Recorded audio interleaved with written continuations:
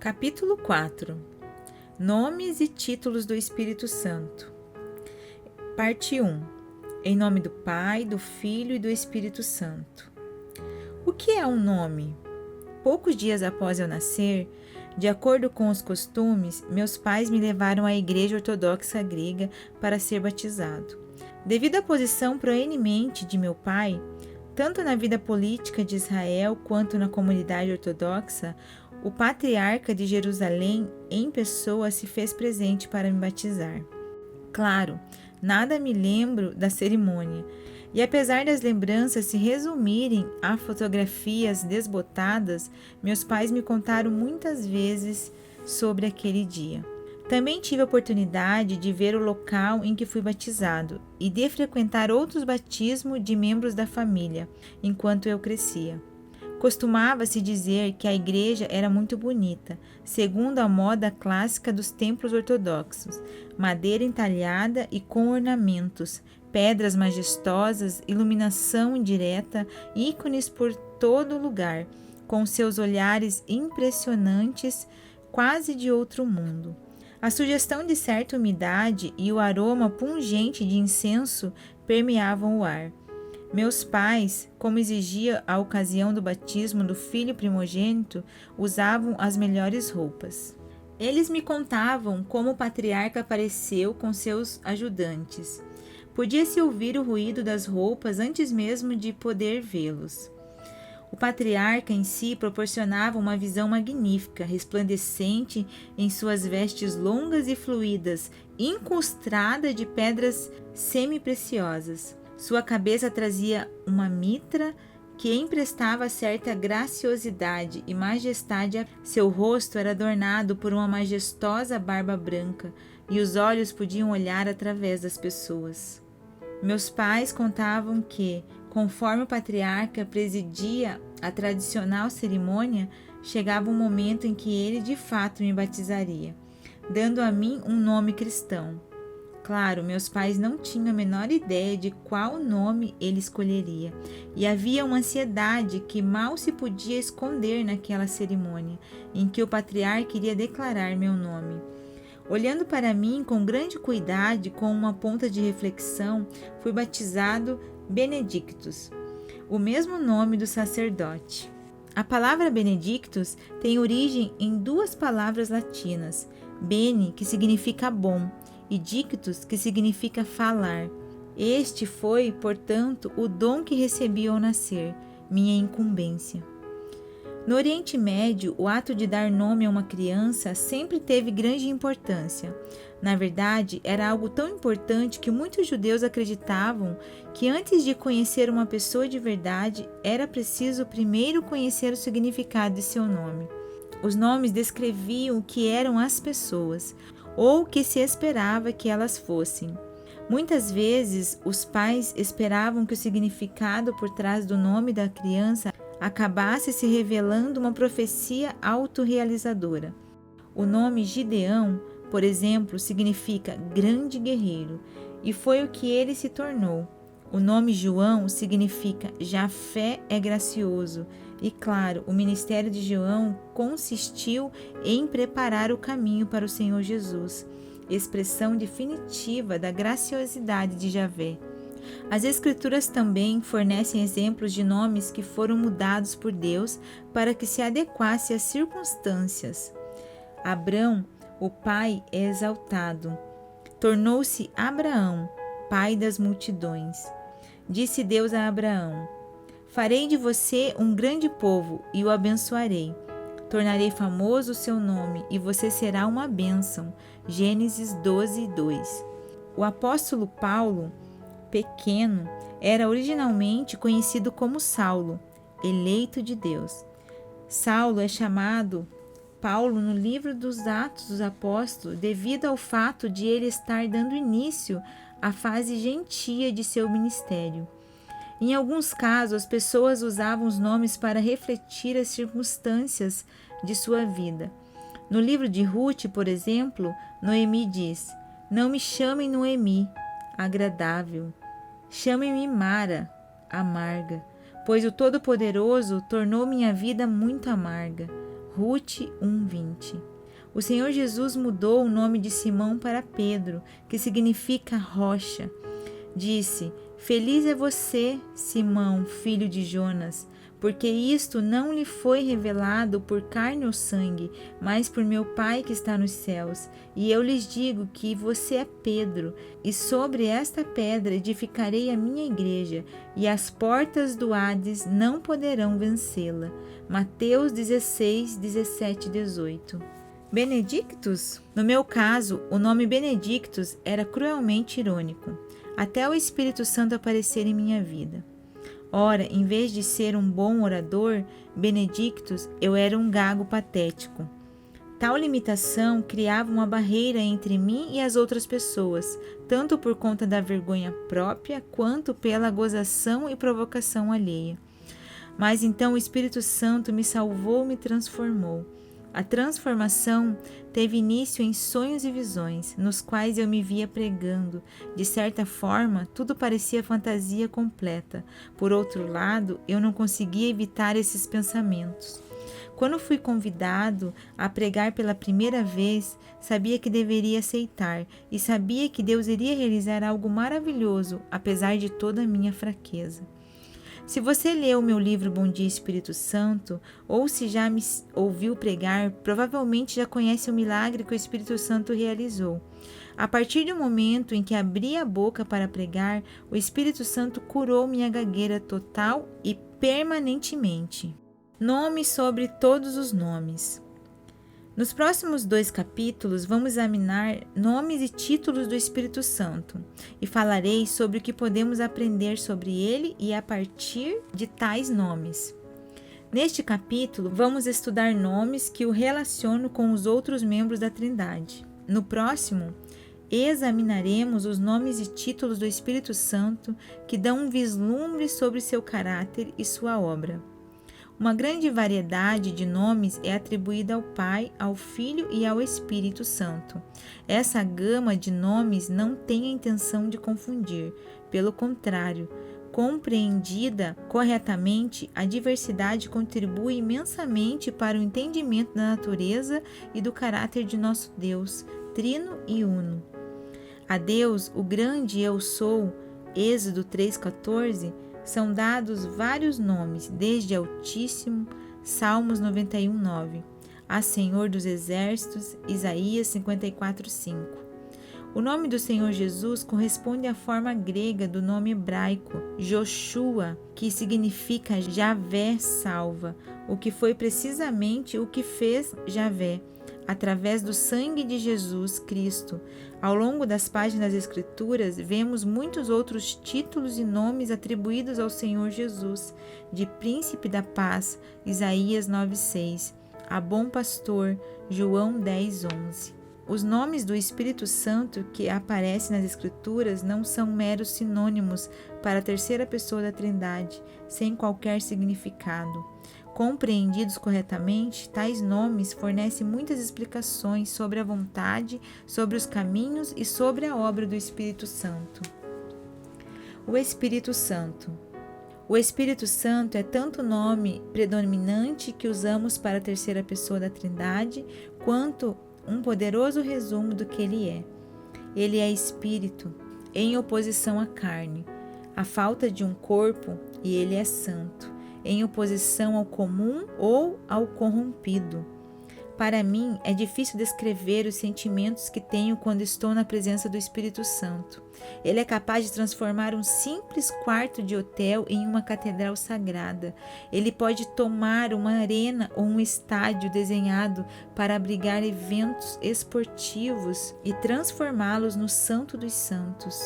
Quando o Espírito do Senhor recai sobre mim durante a devoção privada ou durante um ministério para o público, lembro de Moisés quando olhou para a sarça em chamas. Ele tirou as sandálias porque disse Deus: "O lugar em que você está é terra santa." Êxodo 3:5. O Espírito Santo é considerado santo porque ele é santo na essência, distante de todo o mal. No decorrer das Escrituras, a terceira pessoa da Trindade é tratada como Espírito Santo. O salmista orou: "Nem tires de mim o teu Santo Espírito." Salmos 51:11. Maria ficou grávida pelo Espírito Santo. Mateus 1:18.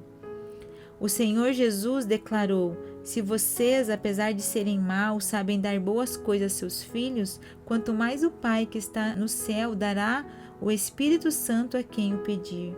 Lucas 11:13. Disse João: ele os batizará com o Espírito Santo e com fogo. Mateus 3:11. Os apóstolos escreveram: pareceu bem ao Espírito Santo e a nós. Atos dos Apóstolos 15:28. Romanos 1:4 também declara que ele é o Espírito de Santidade, em uma passagem que se refere ao papel do Espírito Santo na ressurreição do Salvador. Títulos que relacionam o Espírito Santo com o Pai. Há pelo menos 16 títulos para o Espírito Santo que jogam luz sobre sua relação com as outras pessoas da Trindade. 11 desses nomes fazem referência específica ao Pai. Apesar das distinções de significado nos diversos títulos, o principal objetivo de tal diversidade é evidenciar o relacionamento do Espírito Santo como terceira pessoa da Trindade, afirmando sua divindade e natureza. O Espírito de Deus. O Espírito de Deus é o nome do Espírito Santo associado ao poder, à profecia e à orientação. Na criação, foi o Espírito de Deus que se movia sobre a face das águas. Gênesis 1:2. Depois, o mesmo Espírito de Deus se apossou de Saul e fez com que ele profetizasse. 1 Samuel 10:10. Ele se apoderou de Zacarias e permitiu que ele proclamasse a palavra do Senhor. 2 Crônicas 24:20. A visão de Ezequiel sobre a restauração de Israel fora dada pelo Espírito de Deus, Ezequiel 11:24. Mas o Espírito de Deus não está associado apenas ao dom da profecia, ele também é associado ao poder. Há uma história notável no Novo Testamento que relata o ocorrido quando o Senhor Jesus curou um homem possuído por demônios que era cego e surdo. Os fariseus acabaram acusando Jesus de usar o poder de Satanás para realizar tal milagre. O Senhor Jesus, que conhecia o pensamento daqueles homens, declarou: pelo Espírito de Deus que eu expulso demônios. Mateus 12:28. O Espírito de Deus é o Espírito da profecia, é o Espírito do poder e é também o Espírito da orientação, como declaram as Escrituras. Todos os que são guiados pelo Espírito de Deus são filhos de Deus. Romanos 8:14. Pense nas implicações do fato de o Espírito Santo que criou o universo, o Espírito Santo que inspirou profecias e o Espírito Santo que expulsou demônios habitar em você, tornando o poder da ressurreição disponível a todo instante. Aleluia pelo Espírito de Deus e aleluia porque o Espírito de Deus habita em vocês. 1 Coríntios 3:16.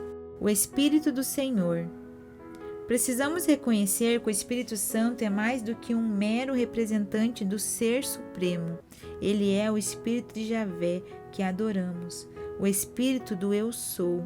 Este título do Espírito Santo é usado muitas vezes tanto no Antigo quanto no Novo Testamento. Amo a história de Gideão. Depois de anos de opressão dos midianitas, Gideão atendeu o chamado de Deus para interceder em favor dos israelitas. As Escrituras nos dizem que o Espírito do Senhor apoderou-se de Gideão e ele convocou os abiezeritas para segui-lo. Juízes 6:34. Apresentaram-se 32.000 homens. Deus então disse que aquele exército era grande demais e que isso talvez fizesse Israel se gabar no futuro, dizendo que a sua própria força o libertou. Juízes 7:2. Assim, Deus fez com que ele reduzisse seu exército a 300 homens, cujas únicas armas eram tochas e trombetas. Ao cercar as vastas tropas de Midian e soprar as trombetas, o inimigo bateu em retirada. Foi o Espírito do Senhor que conduziu Gedeão à gloriosa vitória. Isaías disse: vindo o inimigo como uma corrente de águas, o Espírito do Senhor arvorará contra ele e sua bandeira. Isaías 59:19. Quando o Senhor Jesus começou seu ministério, ele se apresentou na sinagoga e citou Isaías. O Espírito do Senhor está sobre mim. Lucas 4:18. Paulo usou o mesmo título para explicar as obras do poderoso e vitorioso Espírito do Senhor, que usa seu poder para nos libertar. O Senhor é o Espírito, e onde está o Espírito do Senhor, ali a liberdade. 2 Coríntios 3:17. Meu Espírito. Quando Deus se refere ao Espírito Santo, ele o faz de maneira bastante pessoal. Ele o chama Meu Espírito, uma clara demonstração do mistério da Trindade. Eles são um, mas ao mesmo tempo são três. Deus declarou através de Joel que nos últimos dias derramarei do meu Espírito sobre todos os povos. Joel 2:28. Deus também avisou a humanidade em Gênesis 6:3, para que ouvissem o Espírito Santo. Meu Espírito não contenderá com ele para sempre. Zacarias lembrou que não será por força ou poder, mas pelo meu Espírito, diz o Senhor dos Exércitos. Zacarias 4:6. O Espírito do Deus vivo. Amo a obra do Espírito Santo. Ele torna a palavra de Deus real para nós e por nós. As Escrituras usam o título Espírito do Deus vivo, quando o relacionam com a obra do Espírito Santo de tornar a palavra viva e de transformar os filhos de Deus em epístolas vivas. 2 Coríntios 3:3. Em vez de se concentrar em ser epístolas vivas e em dar glória ao Senhor, é verdade, infelizmente, que alguns ministros tentam privilegiar a própria importância ao se gabar do número de pessoas em sua igreja, do tamanho de suas congregações, da quantidade de pessoas e do tamanho das cruzadas, de quantos potenciais telespectadores existem, de quanto as pessoas dão, etc. Mas, para mim, há somente um teste, e ele é muito simples. Vidas são transformadas? E como vidas são transformadas? Através do Espírito do Deus vivo. O que importa não são as folhas de registros contáveis, nem a quantidade de membros da igreja, mas se as pessoas são libertadas e se podem viver de maneira abundante através do Espírito do Deus vivo. Uma pessoa transformada miraculosamente pelo Espírito do Deus vivo é uma epístola viva, um testemunho do poder do Deus vivo no mundo de hoje que anda e respira. Paulo foi muito claro nesse assunto quando algumas pessoas da igreja de Corinto questionaram suas credenciais. A resposta dele foi simples. Todas as pessoas da igreja de Corinto eram sua credencial por causa do Espírito do Deus vivo. Será que com isso estamos começando a nos recomendar a nós mesmos novamente? Será que precisamos, como alguns, de cartas de recomendação para vocês ou da parte de vocês? Vocês mesmos são a nossa carta, escrita em nosso coração, conhecida e lida por todos. Vocês demonstram que são uma carta de Cristo, resultado do nosso ministério, escrita não com tinta, mas com o Espírito do Deus vivo, não em tábuas de pedra, mas em tábuas de corações humanos. Tal é a confiança que temos diante de Deus, por meio de Cristo. Não que possamos reivindicar qualquer coisa com base em nossos próprios méritos, mas a nossa capacidade vem de Deus. Ele nos capacitou para sermos ministros de uma nova aliança, não da letra, mas do Espírito, pois a letra mata, mas o Espírito vivifica. 2 Coríntios 3, do 1 ao 6. E sei hoje que você anseia por uma bênção do Espírito que afete sua vida e a vida de outras pessoas através de sua caminhada com Deus. Acredite, não há nada que eu deseje mais do que ser usado por Deus e por conhecer a presença dele em uma dimensão maior do que já experimentei. É por isso que amo o seguinte hino do fundo do meu coração. Espírito do Deus vivo, recaia novo sobre mim. Derrete-me, molda-me, preenche-me, usa-me. Espírito do Deus vivo, recaia novo sobre mim. O poder do Altíssimo. Quando eu chegar ao céu, há muitas coisas que vou querer fazer e muitas pessoas que vou querer encontrar. Maria, a mãe de Jesus, é uma dessas pessoas. O encontro dela com o poder do Altíssimo jamais se repetiu na terra. Eu gostaria de saber como foi experimentar o poder de Deus na forma como aconteceu com ela. Oh, como eu gostaria de, mesmo agora, sentar-me com os grandes profetas do Antigo Testamento e descobrir as coisas pelas quais sinto tamanha fome. Como gostaria de poder me sentar com Pedro e perguntar sobre a experiência que ele teve quando sua própria sombra curou o enfermo. Como também sentaria com Paulo, sobre quem a presença de Deus recaiu de forma tão intensa que acabou por elevá-lo ao terceiro céu. Mas a experiência de Maria com o Espírito Santo sobressai como uma das mais notáveis de todas a Escritura. Como você sabe, um dos ensinamentos e uma das profecias centrais das Escrituras é o que o Messias nasceria de uma virgem. Por isso, o Senhor mesmo lhe dará um sinal. A virgem ficará grávida e dará à luz um filho, e o chamará Emanuel. Isaías 7,14. Quando Maria soube, através do anjo Gabriel, que ela gestaria o Messias, fez a pergunta mais natural do mundo. Perguntou Maria ao anjo: como acontecerá isso se sou virgem? Lucas 1,34. As Escrituras registram a resposta poderosa de Gabriel. O Espírito Santo virá sobre você e o poder do Altíssimo a cobrirá com a sua sombra. Assim, aquele que há de nascer será chamado Santo, Filho de Deus. Lucas 1,35. E é claro, foi exatamente o que aconteceu. O impossível se torna possível quando o poder do Altíssimo aparece. Você conhece a história do garotinho que estava tentando empurrar uma pedra enorme? Ele puxava e empurrava, fazendo o maior esforço possível contra a tal pedra. Ele até tentou usar de uma alavanca, sem, contudo, ter sucesso. Então seu pai perguntou: filho, você usou de todos os seus recursos? O filho respondeu: sim, papai, tentei de tudo e não consegui mexer a pedra. O pai devolveu: não, você ainda não tentou tudo. Você não pediu a minha ajuda. Eu sei que, como eu, você está faminto para ver o poder de Deus transformar a sua vida, seus relacionamentos e sua obra. Entregue-se inteiro para o Espírito Santo e deixe que toda a força do poder do Altíssimo seja liberada em sua vida. Títulos que relacionam o Espírito Santo com o Filho. O Espírito de Cristo. O que significam esses diamantes negros?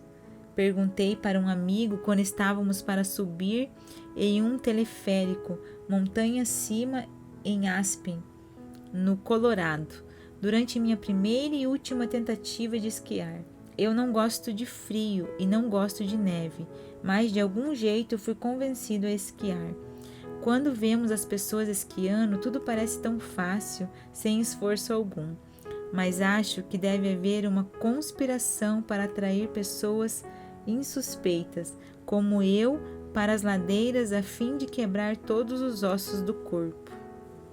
A ideia era começar de uma encosta suave com a ajuda de um instrutor, gentil e incentivador, pontuando o programa com descanso e chocolate quente na cabana principal. Já meu amigo pensava mais em descer os declives escarpados do Monte Everest, praticando um pouco de slalom para as Olimpíadas de Inverno. Se você conhece o mínimo sobre esquiar, sabe que uma trilha diamante negro é a mais perigosa e deve ser feita apenas por pessoas com experiência. Como eu pouco sabia sobre esquiar, não tinha consciência desse fato quando embarquei no teleférico. Estávamos indo para a maior montanha que eu já vira na vida, algo que Saddam Hussein teria chamado de mãe de todas as montanhas. Relaxe, Benny, tudo vai ficar bem, dizia meu amigo. Fiquei imaginando quantas pessoas que agora estavam em cemitérios teriam ouvido como últimas palavras: relaxe, tudo vai ficar bem. A melhor parte de toda aquela experiência foi a viagem no teleférico até o topo da montanha. As lindas escarpas cobertas de neve pareciam muito tranquilizadoras e convidativas. Não havia qualquer indicativo das tristezas reservadas para mim quando tentei descer lá de cima.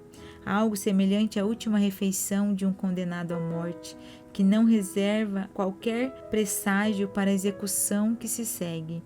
Eu conseguia descer por toda a trilha e permanecia inteiro, ainda que fora de controle e sentado sobre os esquis, até que uma mulher foi gentil o suficiente para encerrar a minha descida ao colidir comigo. Então tirei os esquis e caminhei o resto da descida. Porém, antes do fatídico evento, enquanto o teleférico nos levava cada vez mais alto, ficou claro para mim que o que parecia uma única montanha era na verdade uma série de picos separados por vales. Só quando se chega perto dos picos é que esse fato se torna claro. De modo semelhante, muito antes da vinda do Senhor Jesus Cristo, profetas haviam antevisto o topo de salvação que ele traria. Tais profetas vislumbraram os dois grandes picos da profecia bíblica: a primeira vinda de Cristo como Messias sofredor e a segunda vinda de Cristo como Messias conquistador. No entanto, distante como estavam, os picos pareciam uma só montanha para os profetas de antigamente. Eles não conseguiam divisar as duas vindas do Senhor. Em vez disso, acabaram enxergando as duas grandes missões dele: o sofrer pelos pecados da humanidade e a conquista deste mundo caído, como se ocorressem ao mesmo tempo. Foi apenas durante o período do Novo Testamento que ficou claro quando as missões do Salvador iriam ocorrer: a primeira durante sua primeira vinda, a outra durante a segunda vinda. Acho que foi sobre isso que escreveu Pedro quando declarou: foi a respeito dessa salvação que os profetas que falaram da graça destinada a vocês investigaram e examinaram, procurando saber o tempo e as circunstâncias para as quais apontava o Espírito de Cristo que neles estava, quando lhes predisse os sofrimentos de Cristo e as glórias que se seguiriam àqueles sofrimentos. 1 Pedro 1, 10, 11. O título acima mencionado nessa passagem profética é muito interessante, porque serve como lembrete de várias coisas. Primeiro, de que o Espírito do Senhor inspirou os autores das Escrituras, pois jamais a profecia teve origem na vontade humana, mas homens falaram da parte de Deus, impelidos pelo Espírito Santo. 2 Pedro 1, 21. Relacionado a isso está o claro testemunho da palavra de que a obra do Espírito Santo consiste em elevar o Senhor Jesus Cristo. Disse o Senhor Jesus: vocês pedirão em meu nome. João 15, 26. Segundo, de que as Escrituras focam em Jesus Cristo. O testemunho de Jesus é o espírito de profecia. Apocalipse 19, 10. As profecias tratam todas do Senhor Jesus, de modo que quando o Espírito do Senhor está envolvido com alguma profecia ou com algum poeta, ele está trabalhando para espalhar a mensagem sobre o Senhor Jesus. O Espírito de Jesus Cristo. Filipenses é um livro tão maravilhoso, escrito em uma cela romana, úmida e abafada. Paulo nos ensinou como podemos ter alegria a despeito do lugar em que estamos, das pessoas que nos cercam e da pessoa que nós mesmos somos. É algo bastante notável quando se reflete a respeito. Praticamente todos os desafios que enfrentamos na vida têm origem em alguma dessas áreas. Como é que Paulo conseguia ter tamanha confiança em sua vida alegre? Em uma vida alegre? Afinal, ele esteve preso, foi acorrentado a um centurião romano 24 horas por dia e nesse meio tempo sua reputação estava sendo atacada por seus companheiros fiéis. Ele próprio nos dá a resposta: sei que o que me aconteceu resultará em minha libertação, graças às orações de vocês e ao auxílio do Espírito de Jesus Cristo. Filipenses 1,19. Parte da grande obra de confortar do Espírito Santo consiste em nos dar paz e até alegria, mesmo em situações como essa. No contexto desse livro, sobre alegria, faz sentido que Paulo identifique a conexão com a alegria como o Espírito de Jesus Cristo, pois, afinal, o Senhor Jesus desejava que nossa alegria fosse completa. João 16, 24. E orava para o Pai enviar outro ajudante para habitar em nós e fazer essa alegria completa. O Espírito Santo, porque o Senhor Jesus orava, traz a alegria que o Salvador desejava que nós tivéssemos. Como você vê, a alegria vem através do Espírito de Jesus Cristo, a despeito de qualquer condição.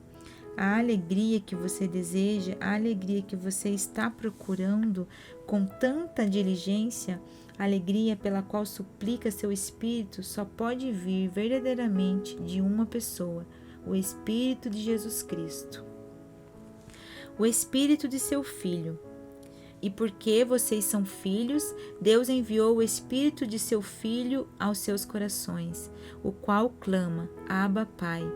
Assim, você já não é mais escravo, mas filho, e por ser filho, Deus também o tornou herdeiro. Gálatas 4, 6, 7. Se você leu algum dos meus livros ou já esteve presente em algum dos meus serviços, provavelmente já me ouviu falando sobre meu pai. A melhor maneira que conheço de descrever como meu pai conduzia minha família é lembrando do filme A Noviça Rebelde. Exceto pelo cenário e pela cantoria, nossa casa funcionava da mesma maneira. Disciplina escrita, regras claras e abrangentes, tudo limpo e arrumado, muito trabalho para fazer.